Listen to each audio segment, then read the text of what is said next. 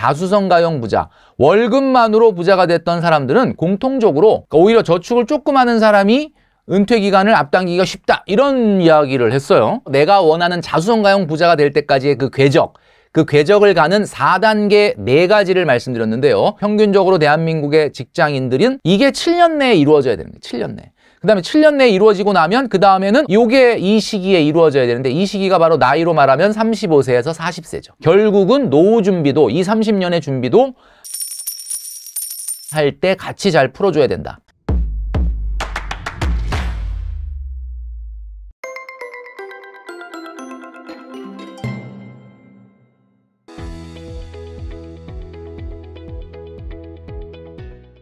네, 혼줄 여러분 안녕하십니까? 돈으로 혼줄 내는 남자 누구겠습니까? 바로 돈줄남 김경필입니다. 오늘 이 시간에는 자수성가형 부자들이 생각하는 월급이란 과연 무엇이며, 그들은 월급을 어떻게 사용을 했는지 바로 자수성가형 부자들의 월급 사용 설명서에 대해서 말씀드릴 테니까요. 영상 끝까지 시청해 주시면 좋겠습니다. 자, 월급, 여러분들은 어떻게 생각하십니까? 옛날에는 월급 봉투라는 게 있었습니다. 저도 사실은 이 봉투에 받아본 적은 없는데 제가 이 봉투를 본 적은 있거든요. 자, 이렇게 월급을 봉투에 담아서 받았던 시절이 있었습니다. 자, 월급은 말이죠, 평생 몇 번 받으면 끝날까 너무 궁금하지 않습니까? 네, 이건 뭐 어쨌든 통계나 평균을 우리가 갖다 쓸 수밖에 없는데 말이죠, 이 월급이 유효기간이 있다라는 겁니다. 유효기간. 자, 여러분도 아시겠지만 여러분들이 평생 버는 소득 기간이 월급 기간하고 같다라고 생각하십니까? 어떻습니까, 여러분들은?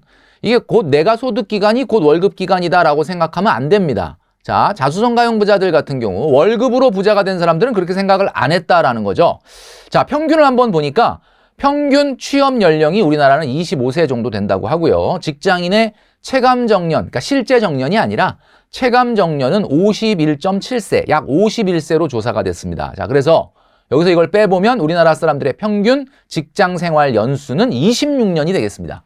모든 직장인이 26년 생활한다는 건 아니고 대한민국에서 평균 직장 생활, 그러니까 한 직장에서 26년 있는다는 뜻은 아니지만 직장 생활, 월급으로 생활하는 게 26년이 평균이다라는 이야기입니다. 자, 그렇다면 12를 곱하면 312회 정도가 되는 거죠.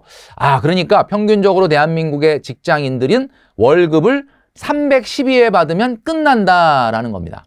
바로 이 점에 우리가 주목을 해야 되는 거죠. 자수성가형 부자, 월급만으로 부자가 됐던 사람들은 공통적으로 월급의 유효기간이 있다라는 것을 늘 머릿속에 생각을 한다는 겁니다. 우리 혼줄 여러분들 어떻게 생각하십니까?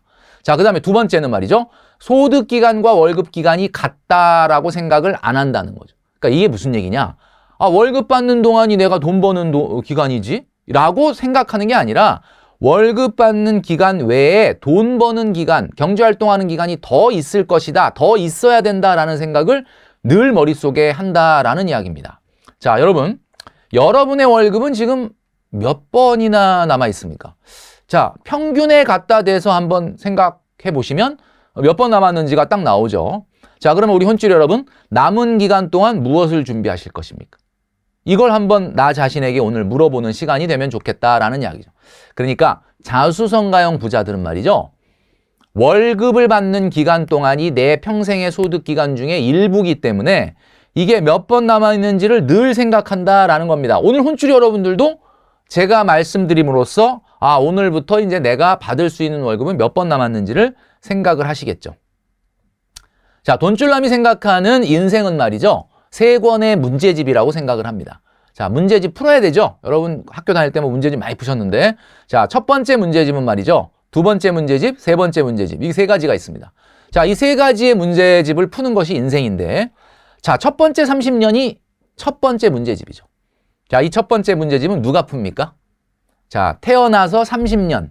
자, 이 문제집은 말이죠, 여러분들이 푸는 것 같지만, 물론 여러분도 풀지만 사실은 부모님하고 같이 푸는 겁니다.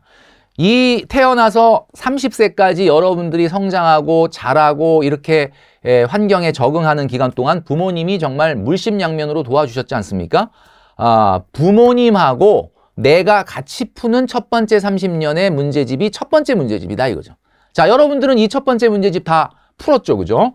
자, 두 번째 문제집의 30년은 말이죠, 나 혼자 풀어야 됩니다. 아, 여기서 부모님은 도와주시지 않습니다. 이제 나 혼자 풀어야 되는 거죠. 여러분들은 지금 두 번째 문제집을 열심히 풀고 있는 겁니다. 자, 그런데 지금 푸는 것도 힘들어 죽겠는데 돈줄남이 그러는데 세 번째 문제집이 또 있대. 그 세 번째 문제집은 마지막 30년인데 자, 이거는 말이죠. 사실은 문제집 두 번째랑 똑같습니다. 이게 무슨 얘기냐? 문제집을 3번 풀어야 된다라고 말씀드렸는데 문제집 1번은 부모님하고 내가 푸는 거고요. 문제집 2번은 나 혼자 지금 여러분 열심히 풀고 있지 않습니까? 그런데 문제집 세 번째는 문제집 두 번째 문제집하고 똑같다. 그러니까 문제집 두 번째 문제집을 잘 푸는 사람은 그냥 세 번째 문제집도 그냥 풀릴 수밖에 없다라는 겁니다. 이건 무슨 얘기냐면 세 번째 문제집은 사실은 그때 가서 풀 수 있는 문제가 없다. 풀 수가 없어요. 70, 80대에서 사실 내 인생을 바꾼다? 사실 불가능한 건 아니지만 쉽지가 않거든요. 결국은 노후 준비도, 20, 30년의 준비도 문제집 2번을 할 때 같이 잘 풀어줘야 된다. 이게 바로 우리가 늘 이야기하는 자본소득과 노후 준비라고 이야기하는 겁니다. 자, 여기서 자수성가형 부자들의 차이가 나타난다는 거죠. 일반인들은 그냥 문제집 2번 푸는 거에만 신경을 씁니다. 문제집 2번만 풀고 나중에 3번 풀면 되지라고 생각을 하는 거죠. 예를 들어서 수학 문제를 푼다라고 했을 때 미적분을 푼다. 미적분이 1차, 2차 방정식을 못 푸는 사람이 풀 수 있는 건 아니거든요. 문제집 2번을 제대로 풀어야만 다시 문제집 3번을 풀 수 있는 구조이기 때문에 자수성가형 부자는 문제집 2번을 푸는 거에만 그치지 않고 문제집 3번을 풀 수 있는 역량까지 문제집 2번에서 푼다라는 이야기입니다. 이게 도대체 무슨 말이냐? 월급이란 말이죠. 자수성가형 부자들이 생각할 때는 월급이란 내 평생 소득에서 중요한 부분이 아닌 거예요. 그러니까 중요한 부분이 아니니까 함부로 하느냐, 막 쓰느냐, 그게 아니라 중요한 부분은 아니지만 이 월급이란 것이 바로 내 생존과 성장의 시간을 벌어주는 중요한 도구라고 생각을 하는 겁니다. 자, 이 이야기를 들어보면 여러분들이 여러분들은 월급을 생존과 성장의 시간을 벌어주는 중요한 도구라고 생각하고 있느냐라는 거죠. 성장의 시간을 벌어주는 도구다. 자, 제가 한 자료를 보니까 닉 매기올리라고 하는 경영 분석사라는 사람이 이런 논문을 올린 것을 봤습니다. 이게 뭐냐면 매년 1%씩 저축을 더하는 것이, 그러니까 매년 1%씩 저축을 증강시키는 것이 과연 10년을 은퇴를 앞둔 사람에게 얼마나 은퇴 기간을 앞당길 수 있느냐. 요거를 저축률별로 표시한 그래프라고 합니다. 이게. 이 그래프에서 보면은 저축을 5% 하는 분과 10% 하는 사람과 15%, 20% 이렇게 쭉 보면 저축을 오히려 많이 하는 사람이 은퇴 기간을 앞당기기가 어렵다. 그러니까 오히려 저축을 조금 하는 사람이 은퇴 기간을 앞당기기가 쉽다. 이런 이야기를 했어요. 근데 이 이야기가 도대체 무슨 얘기인가 봤더니 1%의 저축을 증가시킨다? 자, 저축을 5% 하던 사람이 1% 증가를 한다면 6%를 한다는 거예요, 저축을. 그럼 그 얘기는 무슨 얘기냐면 자기 저축액의 20%를 증가시키는 거고요. 50% 저축을 하던 사람이 1% 저축을 더하면 그거는 2%밖에 저축을 증가시키는 게 아니라는 거예요. 그러니까 거꾸로 얘기하면 무슨 얘기냐면 저축의 증가가 은퇴할 수 있는 시기를 당기는 거는 그다지 그렇게 큰 효과가 없다. 이거를 얘기하려고 이 표를 만드신 것 같은데 이분이 아마 조금 전달하기에 따라서는 조금 잘못 전달이 된 게 아닌가. 그런데 여기에 중요한 결론이 나와 있습니다. 이 경영분석사 닉 매기올리라고 하는 이 경영분석사가 결론을 뭐라고 내렸느냐. 이렇게 내렸습니다. 은퇴 전 10년 동안 매년 1% 정도를 더 저축하는 효과를 보려면, 요거하고 같은 효과를 보려면 은퇴 후 한 달만 더 일하면 된다라고 합니다. 이게 무슨 얘기냐? 그러니까 매년 1%씩 저축을 더 하는 거, 10년 동안 10번을 이렇게 증액하는 것보다 그냥 은퇴하고 한 달 더 일하면 해결된다는 거예요. 그 다음에 두 번째, 은퇴 전 30년 동안 매년 1%를 더 저축하는 효과. 자, 이 효과는 은퇴하고 6개월만 더 일하면 해결된다라는 이야기입니다. 자, 이게 무슨 이야기냐, 여러분? 결국 세 번째 문제집, 자수성가형 부자가 되는 길은 결국 어디에 있느냐? 결국 소득의 성장과 소득의 기간이 늘어나는 거에 있다라는 겁니다. 자, 제가 좀 전에 말씀드렸잖아요. 인생은 세 권의 문제집이라고. 지금 여러분들 두 번째 문제집 풀고 있지 않습니까? 나 혼자 낑낑대고 있잖아요. 근데 이 두 번째 문제집이 왜 중요하냐? 사실은 두 번째 문제집은 두 번째 문제집이기도 하지만 세 번째 문제집이기도 하다. 결국 이 문제집을 잘 풀어야 세 번째 문제도 풀 수가 있는 겁니다. 자, 그 얘기는 무슨 얘기냐? 지금 시대는 자산보다는 소득이 훨씬 더 중요해지는 시대다. 훨씬 중요해지는 시대다라는 이야기입니다. 자, 그러니까 사업 구조로 본 경제적 계층은 이렇게 서민층, 중산층, 그 다음에 부유층이 아니고 우리 혼줄 여러분 잘 보시기 바랍니다. 월급을 그냥 내 돈이라고 생각하고 다 쓰는 사람과 월급을 가지고 그 이후를 준비하는 사람과 그리고 그 준비한 것을 발전시켜서 그것이 자본소득의 단계, 사업소득의 단계까지 끌어올리는 사람의 차이다라는 겁니다. 월급을 많이 받고 월급을 적게 받고의 문제가 아니라 자수성가형 부자들은요, 월급을 하나의 도구로 생각한다. 그러니까 이 월급을 가지고 이 월급을 디딤돌 삼아서 사업소득과 자본소득으로 나아가려고 한다. 자, 그런데 자수성가형 부자가 안 되는 사람은 월급이 다 자기 돈이라고 생각해서 아, 내가 이렇게 월급을 많이 받는데 하고 다 쓰는 거죠. 이런 개념의 차이가 있다. 여러분, 인공위성이 있습니다. 여러분, 인공위성은 지구 궤도를 공전을 하죠. 얼마 전에 우리가 누리호가 발사가 성공했잖아요. 여러분들 다 뉴스를 통해서 보셨겠지만 이 지구를 이렇게 인공위성이 이렇게 뺑 도는 거예요. 이게 바로 우리가 공전이라고 얘기하는 거예요. 공전이 뭐냐? 한 천체가 다른 천체의 둘레 주위를 그냥 주기적으로 계속 도는 거예요. 근데 어떻게 돌고 있죠, 여러분? 뭐 어떤 특별한 에너지를 주지 않았는데도 돌고 있죠. 왜 도느냐?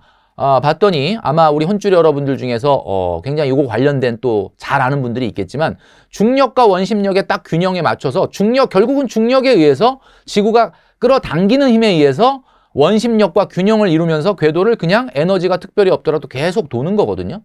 이게 자본소득하고 너무 닮아 있지 않습니까?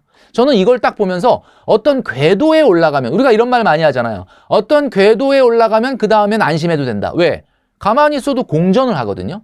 이 얘기는 무슨 얘기냐? 여러분들이 월급쟁이로서 월급만 가지고 나중에 자본소득과 사업소득으로 넘어가게 되면 그때는 공전하듯이 일정한 궤도에서 계속해서 소득이 발생할 수 있다라는 겁니다. 자, 이 그림을 여러분께 보여드리면 이 대한민국 누리호죠. 자, 누리호에는 이렇게 누리호의 위성을 맨 앞에 탑재하고 있는데 이것을 우주 바깥으로 밀어 올리기 위한 1단, 2단 로켓이 있습니다. 여기 보면 여러분 공전으로 나아간다는 게 뭡니까?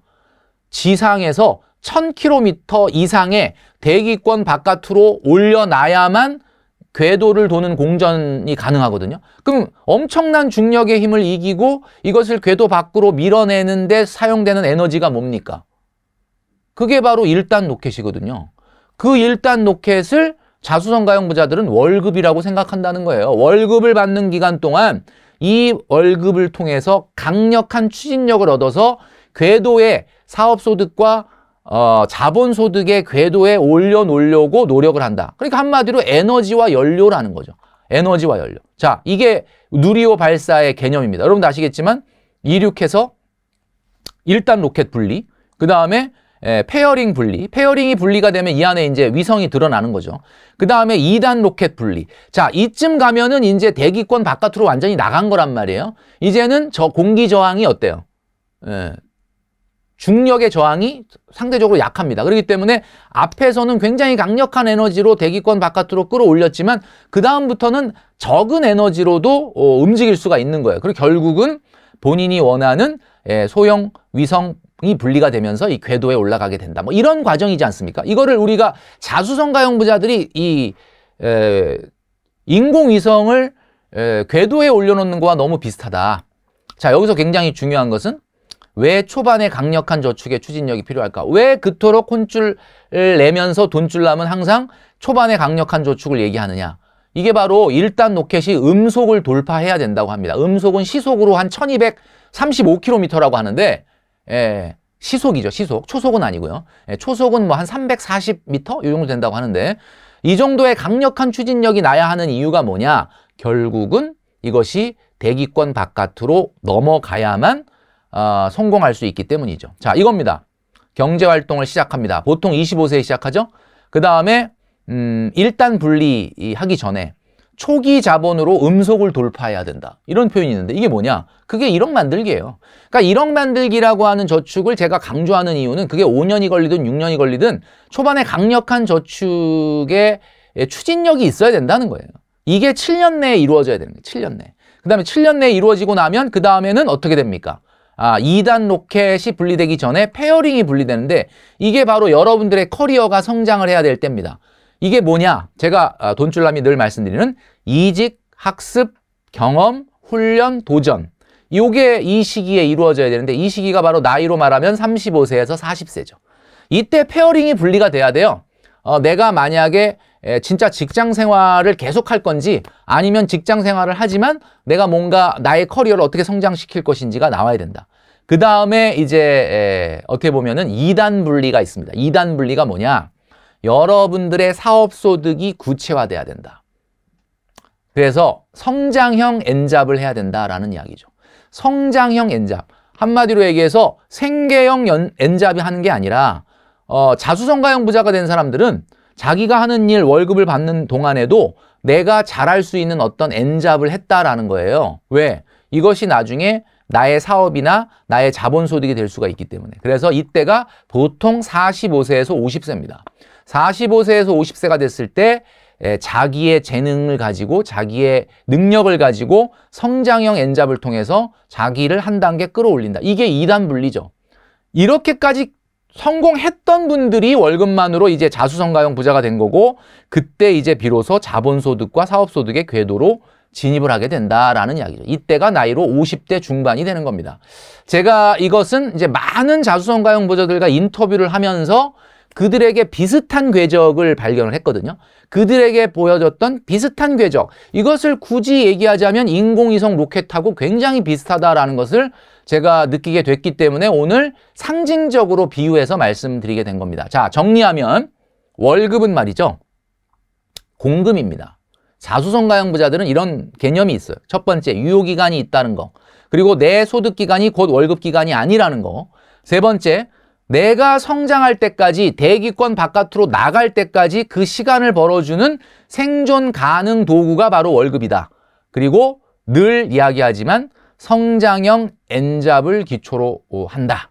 라는 점을 자수성가형 부자들은 늘 생각한다라는 거죠. 제가 전 시간에 말씀드렸던 5년 저축 성장 로드맵이 여러분 아시기처럼 단기의 로드맵이라면 오늘 제가 말씀드린 이 내용, 지금 빠르게 말씀드렸던 이 내용은 바로 장기 성장 로드맵이 되겠습니다. 자, 여러분 단기 성장 로드맵뿐만 아니라 장기 성장 로드맵을 여러분 만드셔야만 자수성가형 부자가 될 수 있다라는 이야기죠. 자, 제가 지금 보여드리는 식량은 여러분 군대 갔다 오신 분들은 다 아시겠지만 비상식량입니다. 비상식량. 다시 말해서 내가 성장할 때까지의 그 기간을 생존할 수 있게끔 지켜주는 것이 바로 월급이다라는 이야기죠. 자, 오늘 성장 로드맵 중에서도 장기적인 성장 로드맵을 말씀드렸는데요. 우리 혼쭐이 여러분들도 머릿속에 자수성가형 부자를 꿈꾸고 있다면 먼저 앞서갔던 자수성가형 부자들의 궤적을 한번 다시 생각을 해보면서 연초에 계획을 세우시면 좋겠다라는 말씀을 드립니다. 자, 오늘의 돈줄 한마디. 오늘 제가 월급을 처음 받을 때부터 내가 원하는 자수성가형 부자가 될 때까지의 그 궤적을 가는 4단계 4가지를 말씀드렸는데요. 이 내용을 여러분들이 접목해서 올해 계획을 세우시면 좋겠다라는 말씀을 드립니다. 월급은 공금입니다. 여러분들이 이 4개의 궤적을 쫓아가는 로드맵을 짜는 것만으로도 연초에 여러분들은 상당히 좋은 출발을 할 수 있을 것이다 라는 말씀을 드리면서 오늘 영상을 마치도록 하겠습니다.